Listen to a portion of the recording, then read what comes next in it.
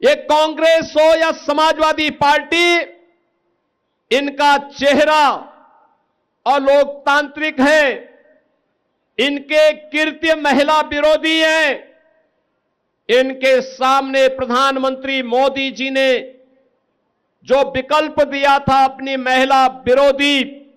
छवि को समाप्त करने के लिए,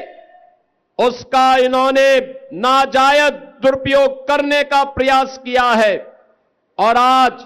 इसीलिए देश भर में आधी आबादी कांग्रेस और उनके सहयोगी दलों के महिला विरोधी आचरण के खिलाफ सड़कों पर आंदोलन कर रहा है। आज मैं इस हजारों की संख्या में जो बहनें इस आक्रोश रैली का, आक्रोश मार्च का हिस्सा बनी है, इतनी भीषण कड़ाके की गर्मी के बावजूद आप सबकी उपस्थिति प्रधानमंत्री मोदी जी की नीतियों के प्रति आपके सहज समर्थन और आशीर्वाद का प्रतीक है। बहनें, आप जानती हैं कि पिछले 11-12 वर्ष में प्रधानमंत्री मोदी जी के नेतृत्व में देश के अंदर जो परिवर्तन देखने को मिला है,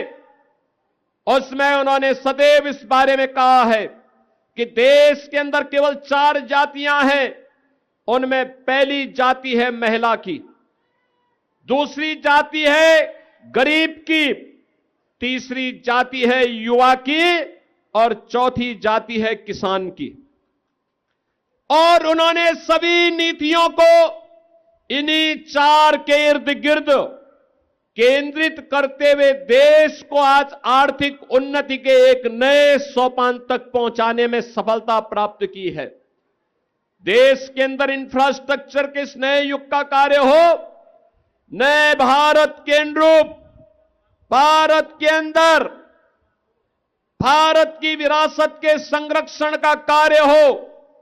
या फिर देश के अंदर समाज के अलग अलग तबके के उत्थान के लिए चलने वाली योजनाएं, इन सब का केंद्र बिंदु या तो आधी आबादी नारी शक्ति है, जिसके सम्मान,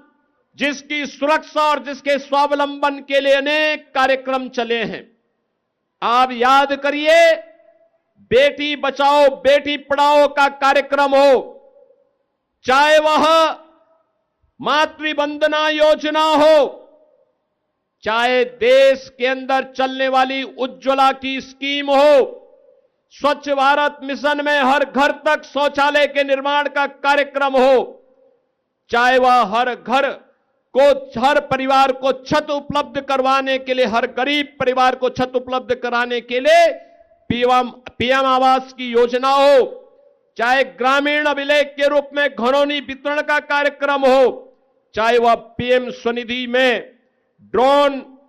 प्रदेश के अंदर स्ट्रीट वेंडर के स्वावलंबन का कार्यक्रम हो, या फिर वह प्रदेश के अंदर, देश के अंदर चलने वाली तमाम योजनाएं जो किसी परिवार को केंद्रित करते हुए उनके स्वावलंबन का आधार बन रही है, ये सभी योजनाएं प्रधानमंत्री मोदी जी ने आधी आबादी को, गरीब को, नौजवान को और अन्नदाता किसानों को केंद्र में रख करके बनाई है।